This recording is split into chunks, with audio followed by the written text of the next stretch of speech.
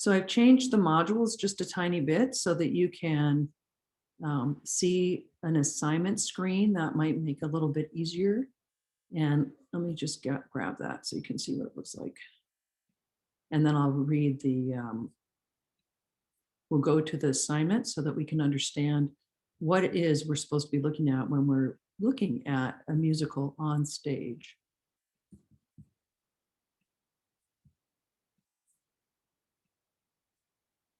Okay, so you can, if I go, whoops. Are you guys still there? Yeah, we're here. Okay, because I just got a thing that said you've been signed out because you're signed on another device. So shades of Tuesday, which was so bizarre. Okay. So if I go to student view, this will be more like what you guys look at. And now you have assignments here. And in assignments, you can click on it. And these would be overdue assignments, upcoming assignments, and then past assignments that we've already done. So we have a quiz. Oh. Okay, I'm seeing a problem here because I thought it was available on the 3rd. So let me change that. And we have the play critiques. And we'll look at this. And then I'll change the quiz. I'm sorry, I thought that was on the 3rd. Oh, all right. We'll talk about that. Let's go there first. Let me go back. I have to do it in my screen. So anyway, now you can look at your assignments. And thank goodness I'm seeing that because that was very strange.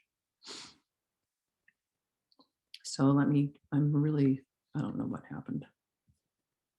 You can see I'm out of my depth here. When there's a option for the quiz, there's a lot of kinds of technical things that you have to do. I know that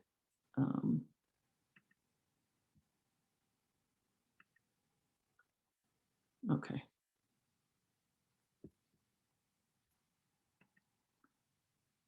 Now it's correct. So we can look at that. I do apologize for my ineptness with the whole computer thing and just because there's so many things to do. Okay.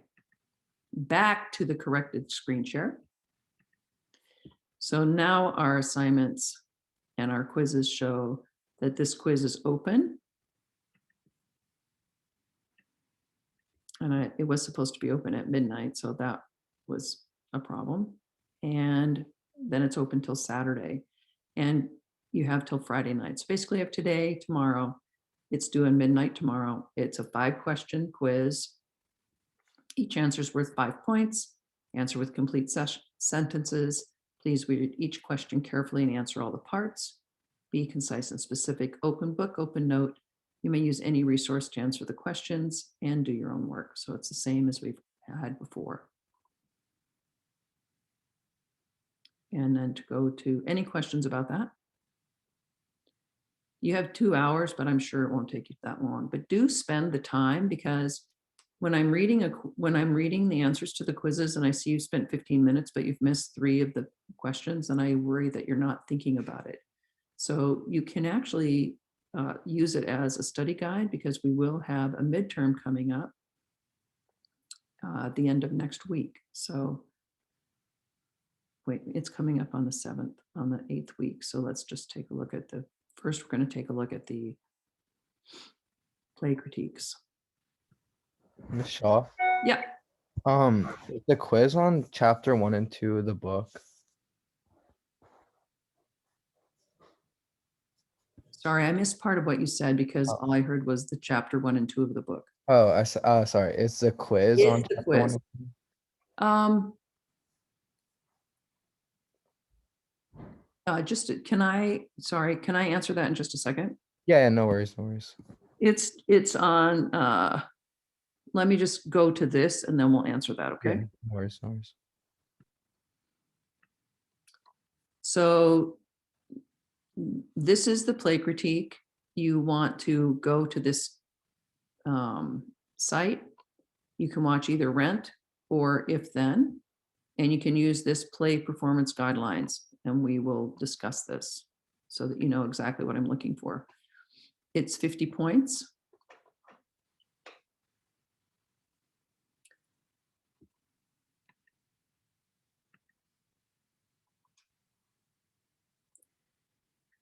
So writing about an onstage performance should be based on what you see and experience. It's going to be different than watching a movie. You are watching something that's occurring on stage, and it's happening live. So even though they're filming it, they're not going to stop the performance or something. You can see the points indicated after every section. So if you miss a section, you miss the points. So first of all, title your page. In the first paragraph, include the name of the theater performance space. So where is it that you're actually looking? You know, there will be a name of the theater. It'll be listed, the theater space in which the play is performed. So what kind of stage are you looking at? Are you looking at a proscenium stage, the ones that we've talked about, where it's like you're looking through a window frame? Are you looking at a thrust where there's audience on three sides and you can see that? Can you absolutely not tell what kind of stage you're looking at because of the way that it's filmed? It's cropping out the stage, the name of the play that you watched, and the date that you watched the play. Okay. It's not the same as going to the theater, but you'll have some of the best performers in the world coming into your living space. So, you know, if you're going to be laying in bed on your laptop or you're on your phone, that's going to be a very different experience than if you're able to see it on a little bit bigger screen. And I'm not going to make a judgment on that. I mean, a lot of people love to watch something on their phone. So it may be hard to see all of the spectacle if you're choosing that small of a visual space. That's all. So first thing in the next paragraph, after you do your business of titling and all that, what is the overarching theme of the play? So I want you to know and think about these things and then watch the whole play. And then think about it. What is the overarching theme? And so what would the theme be? We've talked about this before, right? What is the theme? This is not the plot. Okay, the plot is who does what to whom. We're going to see, you know, George does this, George meets Betty, George and Betty fall in love, they break up, they get back together, they get married, the end. Okay, that's not a plot. Okay.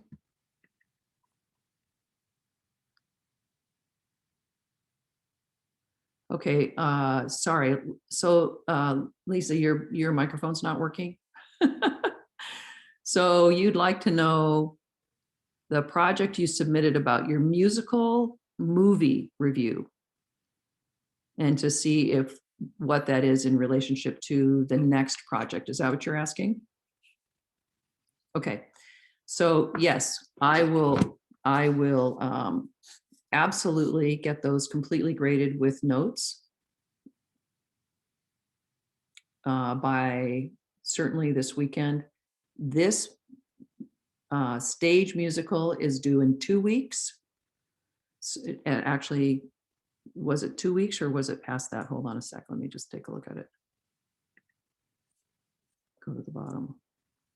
It's due the 19th. So it's actually due, yeah, on Friday, the end of 2 weeks, which is the Friday before spring break. So you have plenty of time to watch it. I just want you to be thinking about watching it because you may need to watch it more than once. Just a thought. Okay. So what about plot versus theme? Can we, what do you think about that?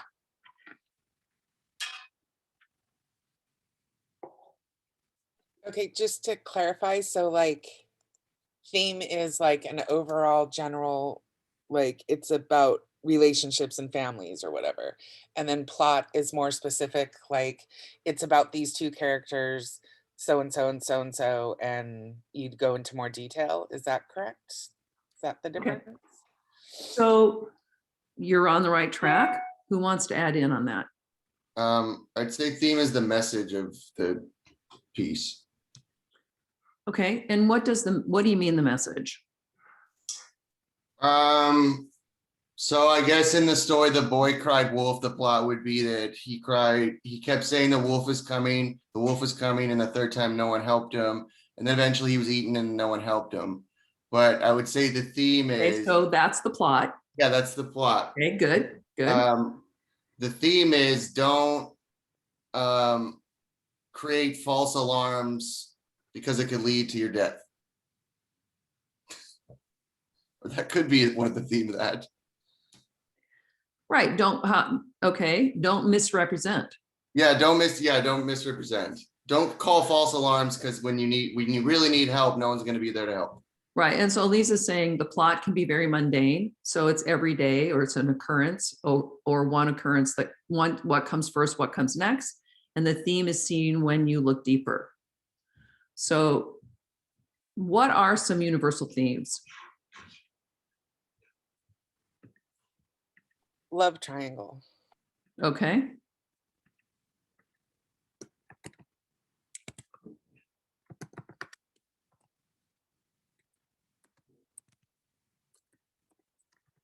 Okay, you're gonna have love triangle. Okay, is that what is? That sounds more like an action to me, but okay, love triangle. Well, I mean, you can just say love. There you go. Love. Its complications. Okay, it can be a lot of things. Lisa says family and loneliness / friendship. So family.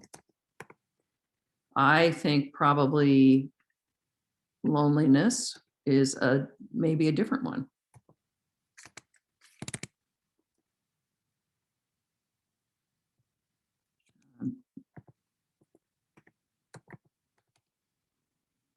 How do you spell that? Is that close? Lone. Yes, Maybe. that's it. Close enough. And then what was the other one? Friendship? Yes. Okay. So family, loneliness, friendship. These are, I think, individually 3 pretty big themes. And what else? Forgiveness. Okay.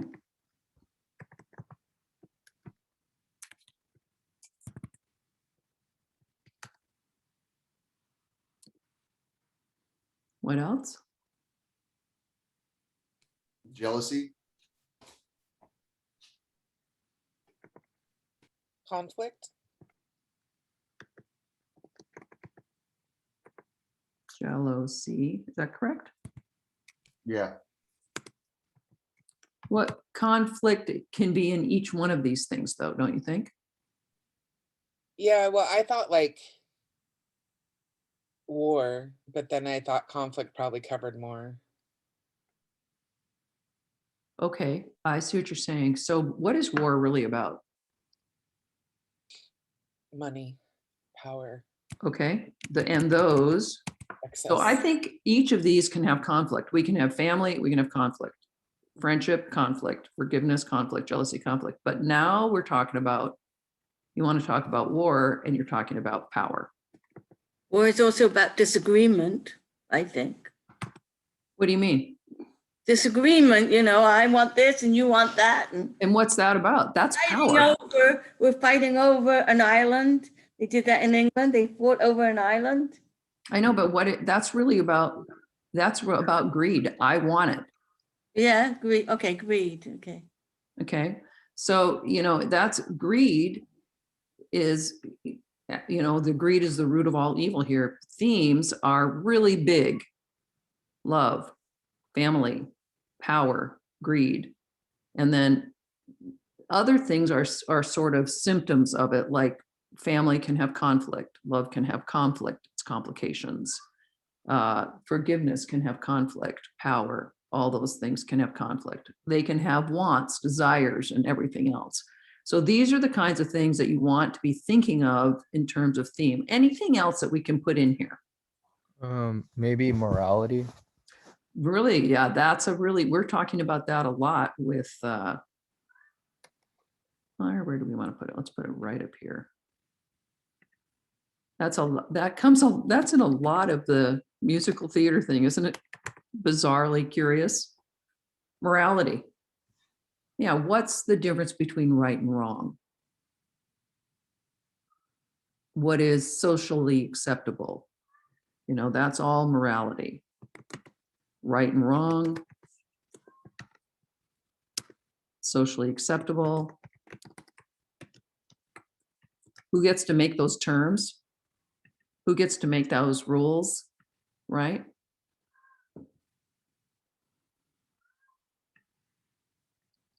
Anything else on our big? Could acceptance be a theme?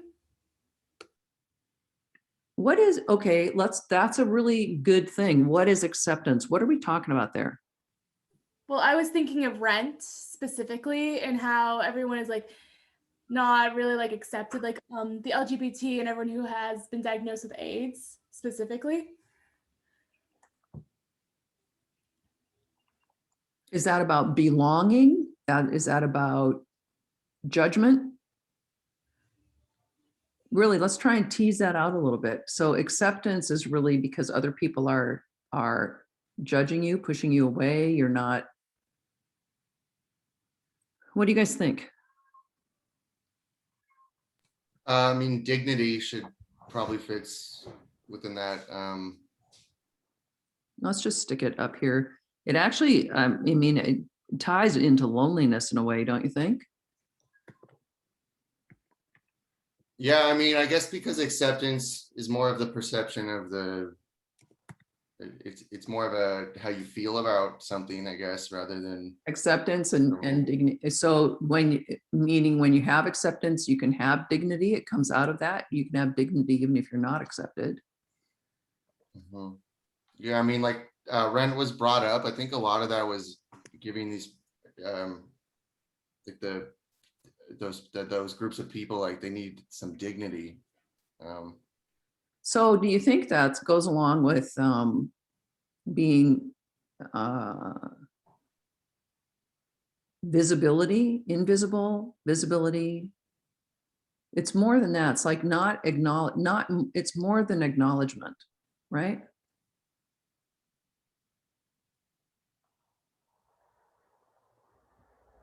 So if you think of anything else, we'll just put it on here. I'm just going to go back to this because I want to show, I would like to go to could finding yourself be one, social society versus uniqueness or individuality, society versus individuality, maybe something like that. That might work. So let's go to here. The universe. Oh, sorry, I moved my thing before I did the screen share and I can't find it then. Okay, so then when we're talking about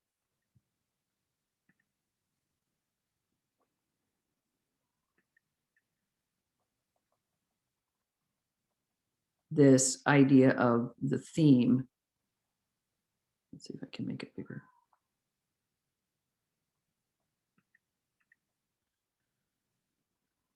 What is the overarching theme? This is what we're talking about, really big ideas. So not the plot, who does what to whom, but what is the universal truth of the story that it has meaning for the mankind? One way to think about it is to fill in the end of the sentence. This play is about. So all of those things that you said, I think Lisa works. Lisa's this play is about society versus individuality. It's about acceptance. It's about love. It's about power. It's about greed. It's about family. Family is universal. Everybody has one, whether you want to deny that or don't deny that, that then becomes a second part of what you want to talk about. What are some words that can go in the blank? Freedom. Oh yeah, it could be about freedom. And there are more. So explain, then it's not enough to just say the overarching theme of the play is freedom. End of discussion. Then you want to say how you came to that conclusion, giving a specific illustration of the moment in a play. Okay. I had a quick question. Yeah. Can the theme be a lot of these things, or should we just pick one word for it? Well, I think it will become clearer when you see the production. There should be overarching means that there's one thing that is most powerful about it. Pick one. Then there can be other things that then relate to that. Like if it's about love, there could be some jealousy and conflict and other kinds of things that go back to the relation about love, right? Yeah. So it kind of waters it down if you don't make a choice. Okay. Try to make a choice. That means, take a stand. I'm going to say that this play is about freedom. You might say this play is about greed. Okay. And that could be because we each bring our own different perspectives to it. And that all of that is okay as long as you explain how, use a supportive statement, cite something from the play that leads you to that conclusion. There is some kind of inciting moment that makes you say it is about greed, it is about love, it is whatever it's about. Does that make sense? Yes, A thank little you. bit better sense, maybe. Okay, so that's your next paragraph. This is really just a 5-paragraph essay. Nice, tight writing. That's why I don't want you to write about the plot, because then that could take like 3 paragraphs and it's like, okay, we already know what the plot is. And the reason why I say that is because let's go back to my favorite discussion of Midsummer Night's Dream. Why do people go back and see the same thing over and over and over? Well, we know what happens. We know what the end result is, but we go to see it, and particularly in live theater, we go to see it because we go to see someone else's interpretation of it. And maybe that will change our idea or reinforce our idea that the universal theme is love, or it's, whatever you decide that it is. So it's the reason why you'd go back to see it over and over. The plot is not the reason. Although if it was review, it would say that the review says they don't even have a plot. So, okay. So that's your second paragraph. Third paragraph, what style did the director choose for this production? Was it realistic, naturalistic, fantasy, presentational? And then cite an example from the production that supports your statement. Is it really a slice of life? Are you really looking at, wow, that could be my living room on stage? Or no, that is really just representing a living room because it's an abstraction of it. So you're going to have to think about that. Then include a comment about the acting style. And again, it's just the same thing. Is it a very natural acting style? It's realism. You believe that those characters would be saying those things. And again, remember, we're talking about a musical, but think about Rent. Do you believe that those characters are saying those things? Is it, larger than life? Is it presentational? I'm going to show you what I am talking about. Then in what style or tempo was the language of the dialogue? So this is, I think, important to think about with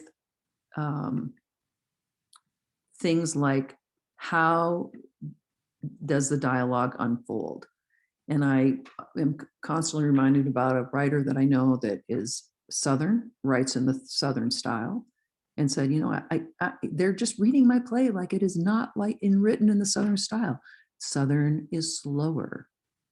People take their time with the words.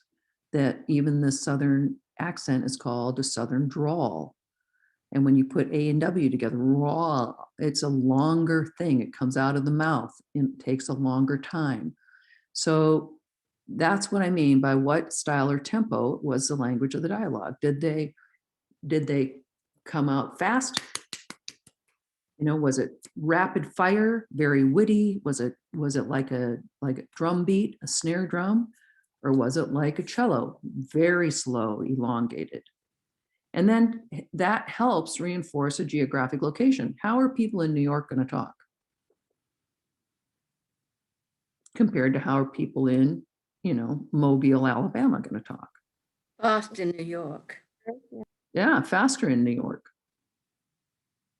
Just the entire pace of the city is reflected in the language. And that's one of the things about a play, is because you don't get to see all the geographic information that you get when you get a movie where they show you where you are. Everything leads into showing you where you are, the language, how people move on stage, how fast do they go from point A to point B, okay? And then finally, discuss the visual representation. The presentation include each of the following. 5 points for the stage environment. Did the set design illustrate the meaning of the play, set the context for the story? How did the costumes inform the character?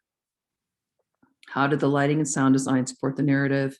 Were there any other elements that supported the visual space, like maybe projections?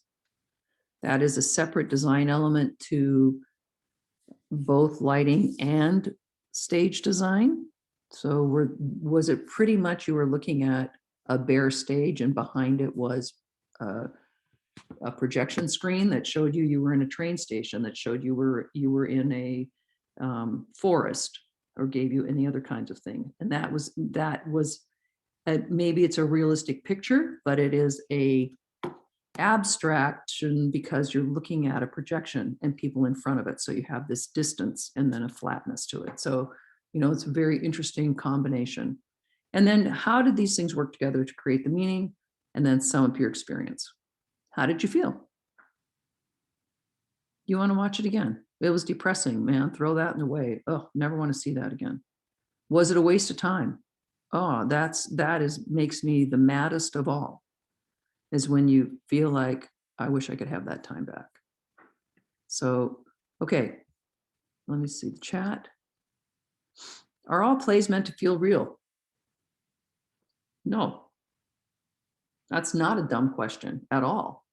When you talk about, when we talk about, you know, German Expressionism and Bertolt Brecht writing at the beginning of World War II, his plays were absolutely meant to make you see that you know you're in a theater. He never wanted you to forget, don't fall in love with the story. You're in a theater. We're talking about something important here. So that was politically motivated.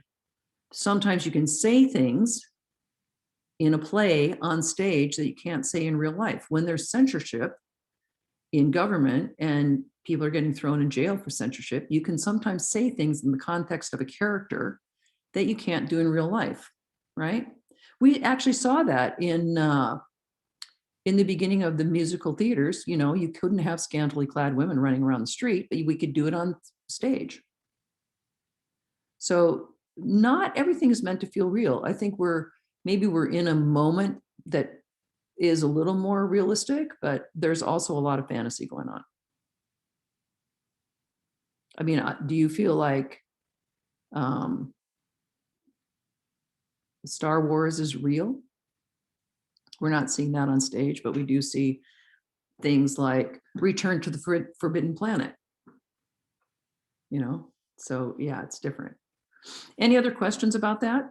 And I'll respond to your musical critiques that you've turned in, so that you'll have that information before you do it. The political aspect is actually one of the most driving forces about plays, even in the middle of the 20th century to now, because it is a way that you can say things that, because a character is saying it, then you're not getting in trouble for saying it if you're going against the country, or you're going against the leader, or you're saying something that is offensive to the government. It's a really important tool. It's the way that Poland erased communism. It's how they broke out of communism. It was literally through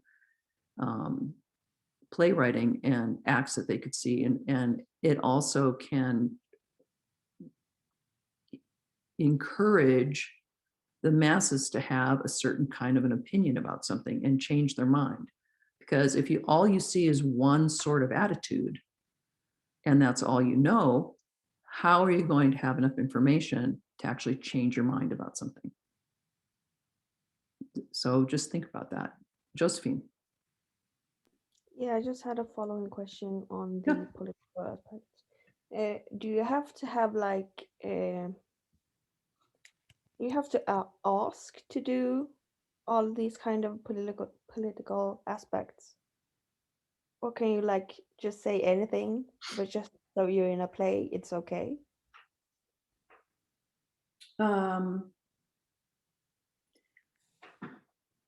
So generally, you're doing a play. In the United States, we don't have any state-supported plays.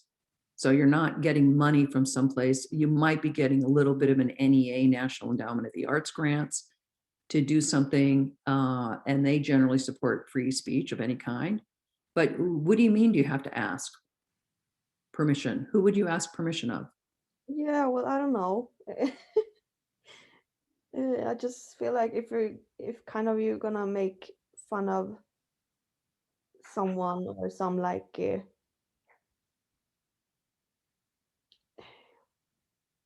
I don't know. So, one of the things to keep in mind is there's two things I think you're bringing up. One is, is what you're saying libelous? Can you be sued for what you're saying because it is going to put someone else at risk, or they're going to sue you because they're more powerful and you're saying something about them that's offensive? So Yeah, there's something like that. Well, you don't, if it's in the public domain and they're a public figure, you can get away with most anything, because there's not a lot of things that are hidden. Direct accusations would have to be cloaked more carefully than that. But that I'm speaking purely from the point of view in the United States. So people in other countries, you guys, Casper and Jean, George, Josephine, maybe you have a different kind of relationship. Can you get arrested for something you're doing on stage? That's one of the places of real freedom we have in the United States, is you pretty much can't get arrested for doing anything. I mean, it was a big deal when there was a moment in Hair, which is a musical from the late 1960s, where they're completely nude. Did they get arrested for public indecency? Big question, big controversy over that.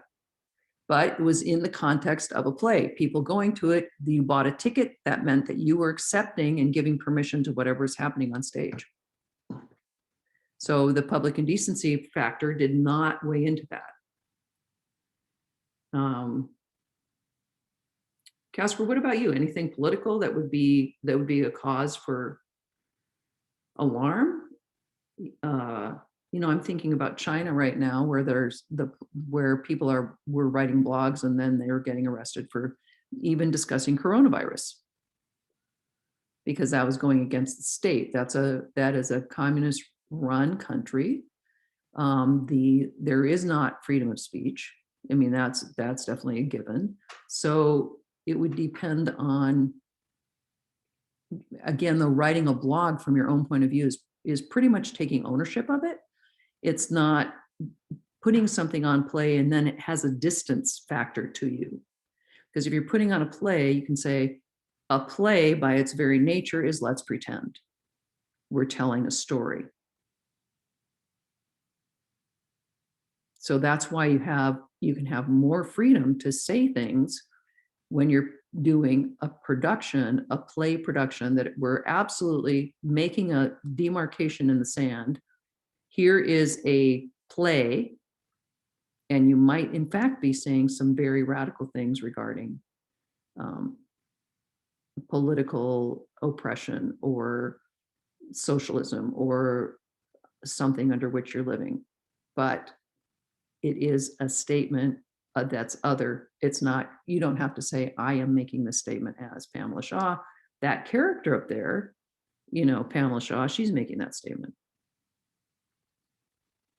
So something to think about.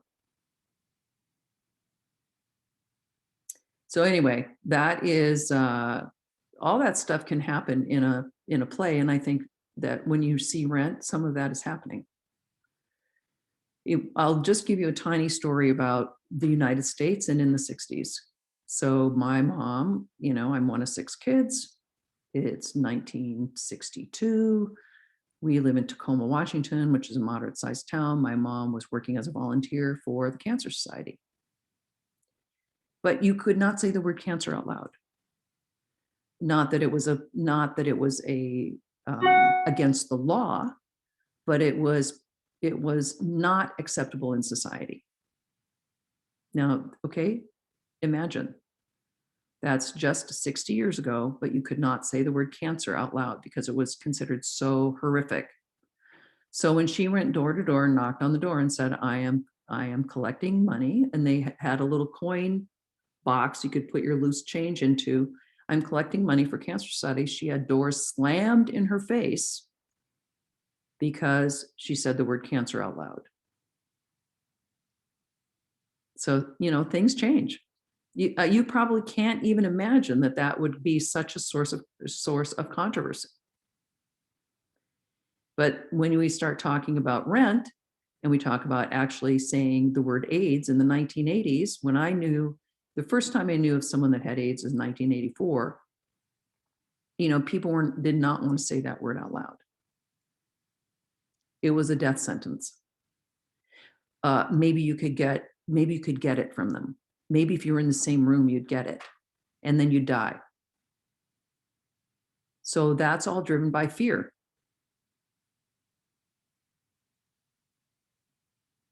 So you have to think about where we are and the context in which something's written. That's why it's another thing to bring up. And does it have relevance for today?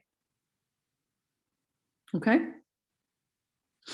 Yeah, Angels in America, exactly. Angels in America. What do you mean, Elizabeth? That explained a lot about society's viewpoint on AIDS. Yeah, Angels in America is a play that really is about society looking at AIDS. Also, Laramie Project, looking at what does a small town in Montana or Wyoming, how they were treated, so many secrets, is it why it's completely acceptable to drag a kid out to the middle of nowhere and tie him to a fence post and let him die of exposure after beating him up? That's the Laramie Project. So, we have a lot of things that are not really talked about. And then we talk about, who was it that said society, that was you, wasn't it, Elizabeth? Society versus uniqueness. So, things that are not talked about in society. And that's why the actual movement and the acceptance and change that happens so fast to embrace gay marriage and to have it become legal was really radical. Because after really suffering through the AIDS, don't talk about it ever, and you see people dying all the time, and movie stars dying of it, but no, they didn't say they died of AIDS. They couldn't admit that because, that was wrong somehow. So then what happened is, people were not able to have compassion. They didn't have compassion in their dying days because of that, because of it was a secret. Also true in religious society. You couldn't talk about, because really, how do you get AIDS? Well, you either get it from sex or needles. Neither one of those is acceptable to talk about. That's why we have an opioid explosion and a problem. And heroin, it's not acceptable to talk about. But it's so readily available, and it's so satisfying to people, right? It's such an intoxicating drug, but we can't talk about it. And we can't talk about how it can ruin your life. So unless we talk about things, we're going to have a lot of things that are hidden.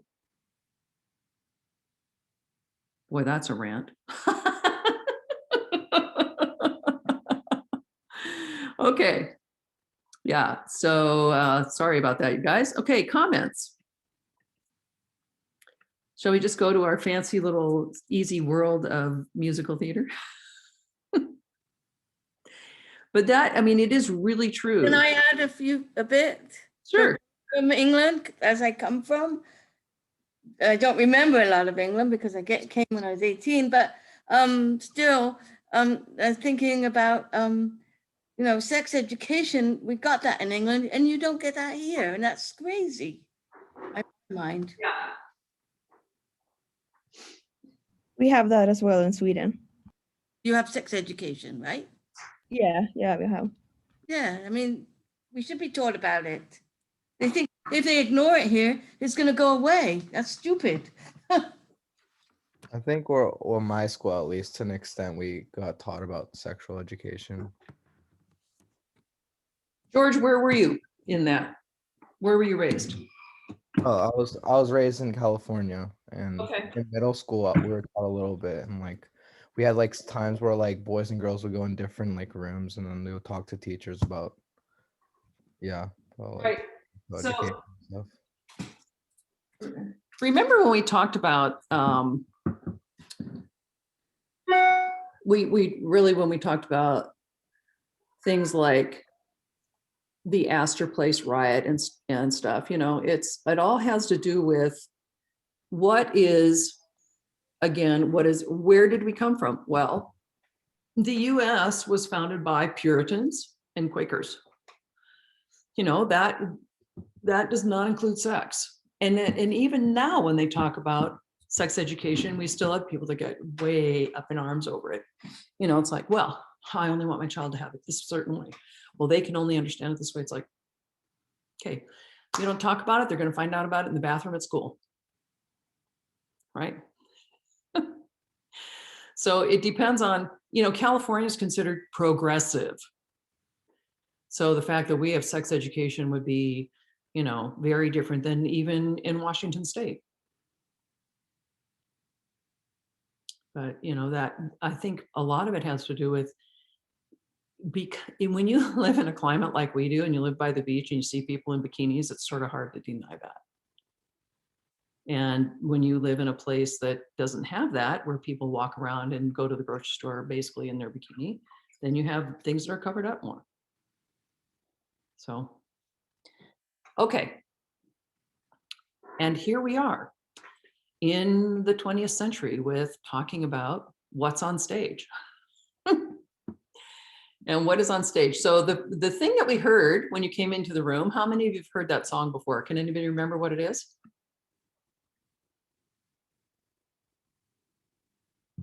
It is Irving Berlin, A Pretty Girl is Like a Melody, okay? And that was from one of the reviews. And yeah, guess what? It transformed the review that Florence Ziegfeld did, because then it became all about, we don't care that they're doing anything. They are just a statue. We're looking at a beautiful girl. We're looking at someone parading around in a gorgeous costume for people to look at. It's very titillating, okay? And the song, A Pretty Girl is Like a Melody, was developed for the review. Let me grab let me grab a little PowerPoint so we can talk about this stuff. Oh, sorry, this reminds me of what was the quiz. The quiz is about anything that's in the PowerPoint in the lecture, it's all, and any of the reading.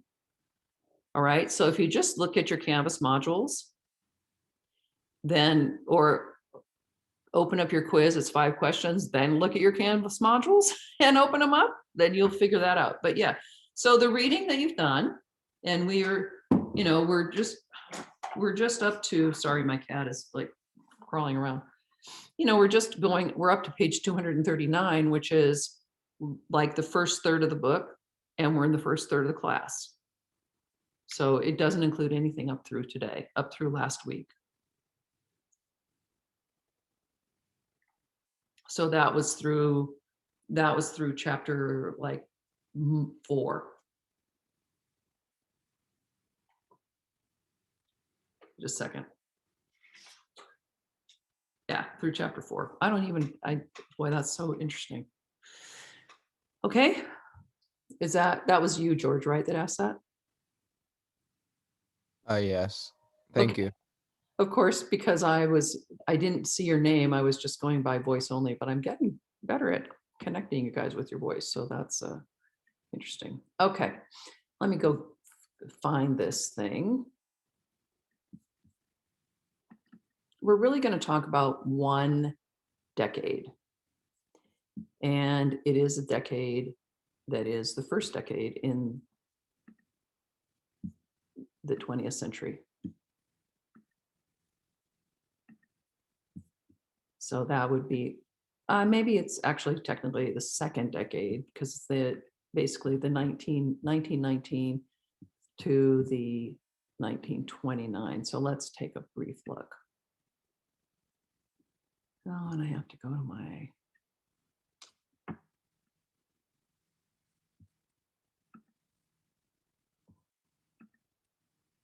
okay, it's an amazing decade. There are a couple things that happen here. One is it's post World War One. What happened and it's interesting that, Kara, you brought up war, and which is about power, and actually some people say that war almost happened by mistake, but the end of World War One in 1919 changed many things. First of all, it's the first time that the United States, which had been very isolated, we're separate from Europe. Great Britain is much more attached to Europe. And when you look at the map, you look at a globe, you can go from Great Britain across Europe to Russia. That's sort of a whole northern hemisphere. And then here we are, we're on the other side, right?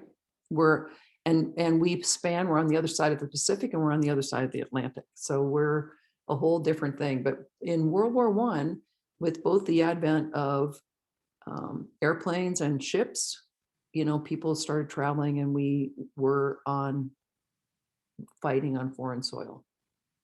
So when that's over, there's this huge release of energy. And it's kind of like the tension that you have when here they are in the United States, and nothing's really happening on a soil, but all these people are getting shipped over somewhere else. Because our last major war was the Civil War in 1865. So it had been some time since there had been a major war. So from the May Day riots in 1919 to the stock market crash in 1929, this is the Jazz Age. This is political conservatism and economic boom. Things were just speeding up so fast. People were starting to move around the country. They could travel.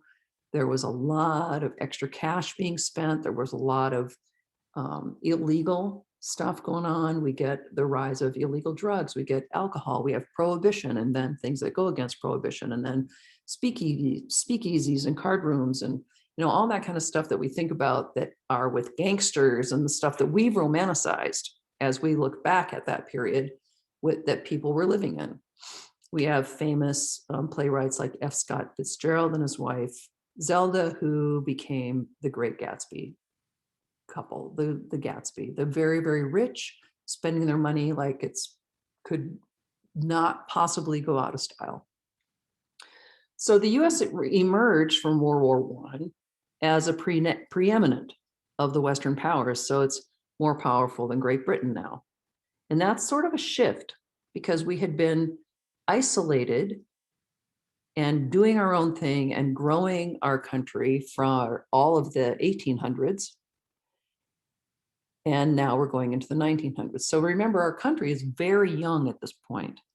If you think 1776 is the last 3/4, the last 20 years of the 1700s, we have the 1800s, and here we are, 100 years.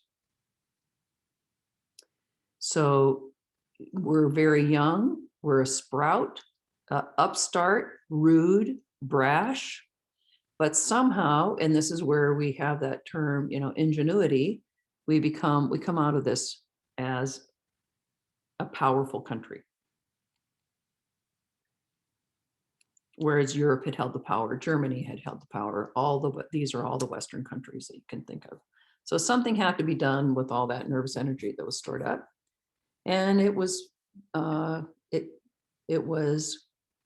popularized in a new music, in jazz. Jazz emerged out of the,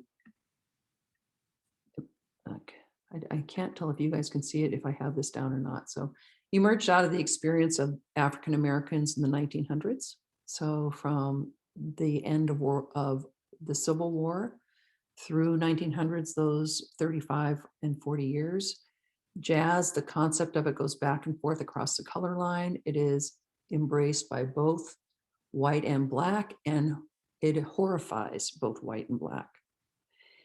It is considered primitive. It's a sound that we have not heard. It's not confined by what we had known before, which was classical instruments, or even John Philip Sousa with the big brass sound, or with ragtime piano. It is, now we're sliding things back and forth. We have piano doing rhythms that we haven't heard of. We have clarinet, we have trumpet and saxophone. It's what is being expressed and how it is expressed, using the instruments with a new sound that actually, you know, sometimes the sound is like crying, sometimes the sound is so exuberant. The middle class, both black and white, objected to it on moral grounds because jazz represents the devil's music, corrupted body and soul, and it envelops eroticism of sex, dancing, and music. So where have we heard that before? It sounds like we're reliving this whole idea of theater as the bastion of evil again. You know, we can't get a break here. I guess we're just in this craft of, you know, mysterious things. And I, like you said, Colby, morality. We're yet again discussing morality. When something's new, like jazz and these powerful new sounds, and what they're doing, so many things like changing time signatures. And so they're shoving stuff around and it's moving. And then the sound is very different than what we've heard, the crying of the voice. But, you know, it calls morality into question. Well, how can people actually listen to that or move like that or play an instrument like that? It evokes these emotions inside of us that have been suppressed and repressed.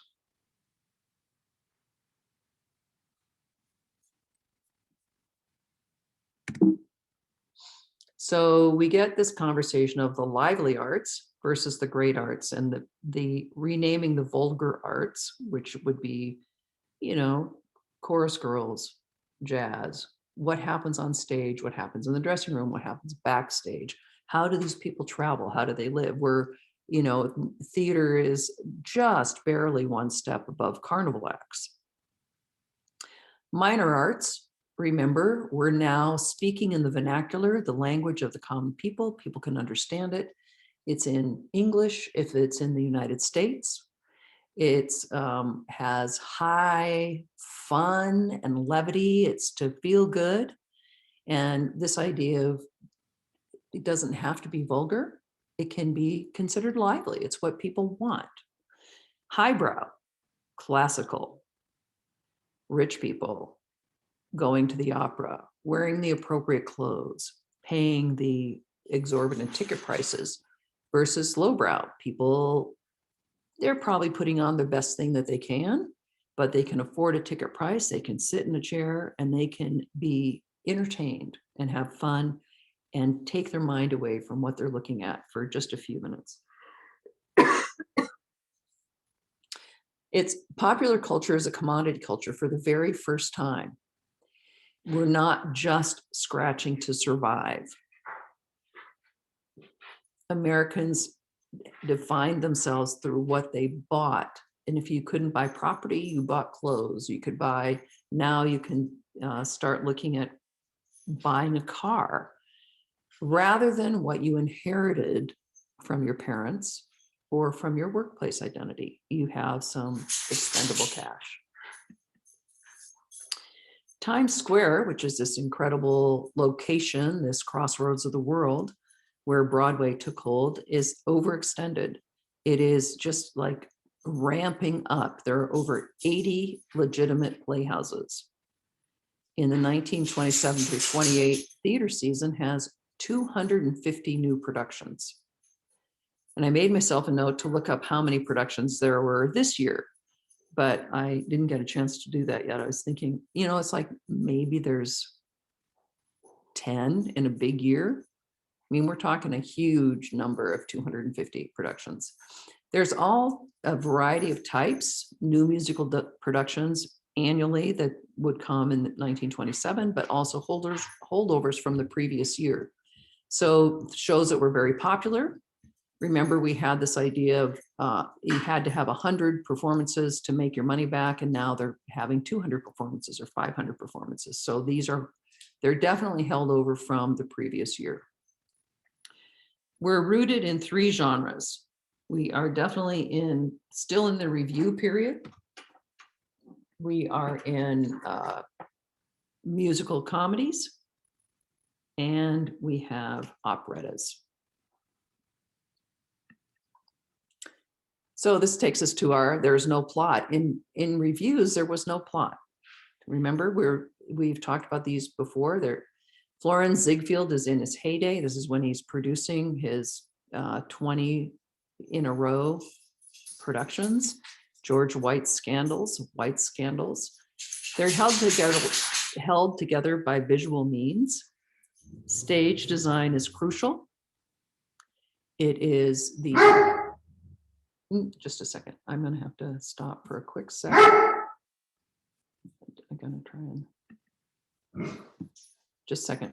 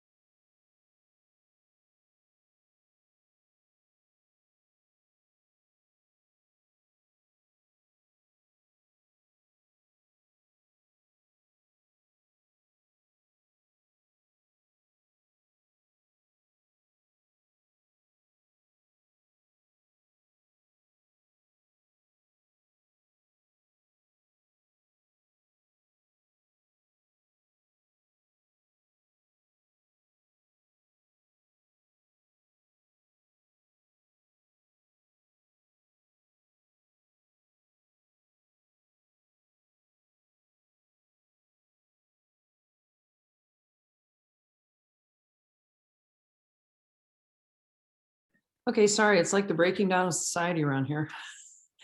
Yeah, I don't know what happened. It's like, the first 4 weeks, no problem. And suddenly this week it's like everything's off. All righty, let us regroup, or at least I'll regroup. You guys are probably all taking a nap. All righty. So it's held together by visual means. So stage design is crucial. The stage design sets the environment. It really is a unifying factor for the review. This concept of in one is a concept that continues for over 100 years. It's still used today. So it's invented by Joseph Urban, a very well-known stage designer. And it utilizes the shallow forestage of a proscenium. So there would be a curtain that could come down inside that picture frame. And on the front of the stage, in front of the curtain, would be an act. So it could be a comedian, it could be a slapstick thing, it could be a song, it could be a dance.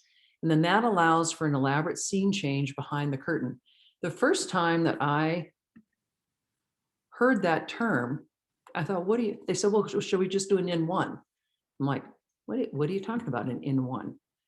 And then it took me a while to figure out, what does that mean, in one? So in one is a, like they'll just bring a curtain down. You can take a look at it and you would just see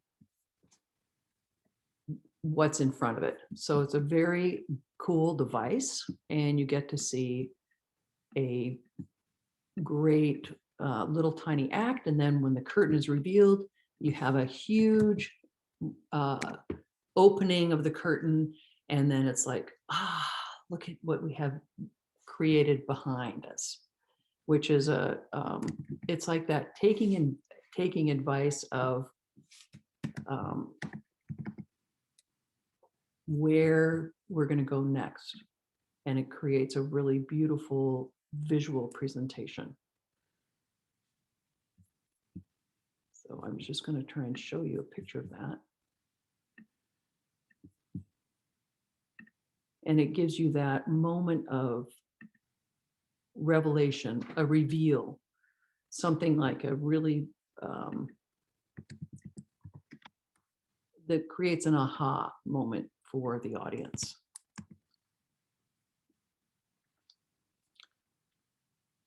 Yeah, I don't have quite the right thing to show you. Anyway, so I just, remember all of this precedes movies because we didn't have anything like that at this time. All we have is what we see on stage. And so to create this actual revelation of how can we move from one scene to the next without seeing everybody. In The Black Crook, we saw everyone. Remember, the transitions took as long as the scenes, and to be able to see the scenery change was as exciting as actually seeing it. Now we want to create a surprise. We want to have a reveal. We want to have something that is more special. So this was Joseph Urban's invention that, okay, we're going to have a curtain, and in front of that we'll have this great act. Sometimes the curtain is painted so that it gives you a feeling of what the act is doing. They're having foreshadowing and perspective painting so that you get to see, oh, it looks like they're on a street scene and they're going to go from one side of the stage to the other and travel along this street scene with their song or their dance. So it is still part of a story. And then you can really see the reveal when then that curtain goes up and we see this brand new village behind, or whatever the set is, the house, the story, the bedroom, something like that. At the same time, we have musical comedies happening, the spectacular versus the intimate. So spectacular would be things like the great reveal, and the intimate would be the small reveal, the small story, the smaller thing. Spectacular as we move through the end of the decade. Remember, at the same time, we have silent films, and in 1927, we start having talking films, and the spectacle of theater then moves to Hollywood and moves to movies. And they take a lot of the talent and a lot of the visual designers. So it becomes a very interesting mobilization that happens from there, from the review to the movies. And same with musical comedy. Imagine going to a play, going to a Ziegfeld Follies and seeing these beautiful chorus girls in these spectacular costumes, and then hearing the songs that come out of that. And the great thing about the George White scandals was that the actual stage went out into the audience, and the girls, every review took this idea of the girls could be in beautiful costumes. And they said now the girls are so close you can actually touch them, but you could almost touch them, or you can actually feel like you can touch them. And even if they weren't, it wasn't as though they were naked or anything like that, but they were actually so close that you could practically feel the heat of the body. And so it became a very interesting juxtaposition of, I'm sitting in here, I'm appreciating the beauty of it, I'm appreciating the lush sound and the costume, and it is satisfying my need for excitement. So it was a very interesting juxtaposition of feelings, and it could really meet all of your needs. So that was review. The operetta, which we talked about before with the very witty repartee, continues. We have our homegrown American operettas, and we have the musical comedies that we're getting our stars like Irving Berlin as our songwriter, where they're using the big stars that go on to the talkies, W.C. Field, Eddie Cantor, Milton Berle. All of these people start in the musical comedy or in the review, and then they go on to the movies. So we have a wide variety of well-known people on stage transitioning. And then we get to the end of the decade, where we have the huge business crash, the stock market crashed, the people were jumping out of buildings on Wall Street, and we go into the Depression. And once we're in the Depression of the 30s is when all of the spectacle stops. The money is much less money. We go into a much smaller house, and we have a much smaller product, a much smaller expense of money on stage. So our story is more confined, and the review then loses its pace, and then the story becomes more important. So when we start going into story, we go into musical comedy, and then we're having the story or the book writing becomes a thing that's important. Okay, that takes us really to the end of the decade. The instrumentation of jazz influenced each of these pieces by its innovation, by its idea of improvisation. So things could be written, but then you could also work outside of the notes, just in the same way that book writers then had to write to a star, and a star said, well, this is what the author wrote, but my words are better. So again, improvisation spills over into dialogue.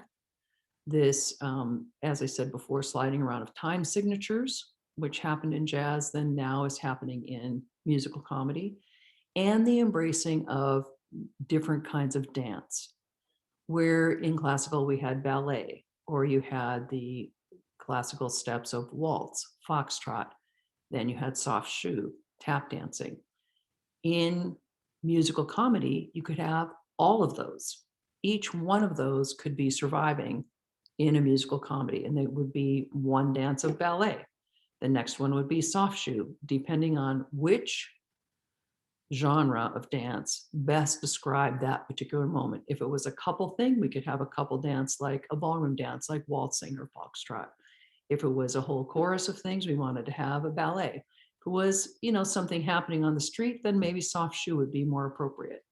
So it was all those kinds of things that happened, really influenced from jazz by musical changes, improvisation, sliding notes around. We're also sliding dance genres around.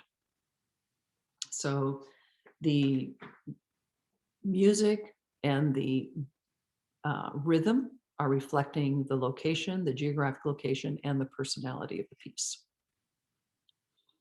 So musical comedy becomes more of an umbrella term for just a big basket of things that can be a wide variety of genre and inclusive of all genre.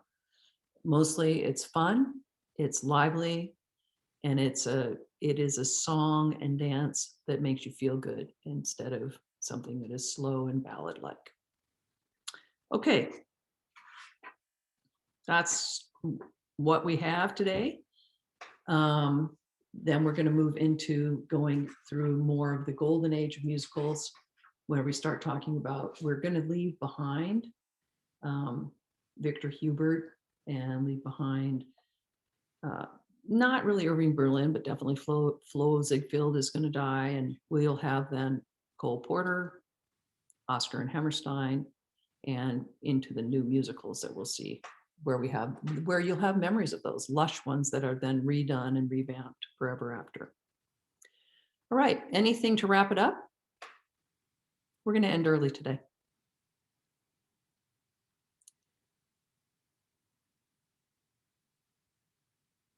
Okay.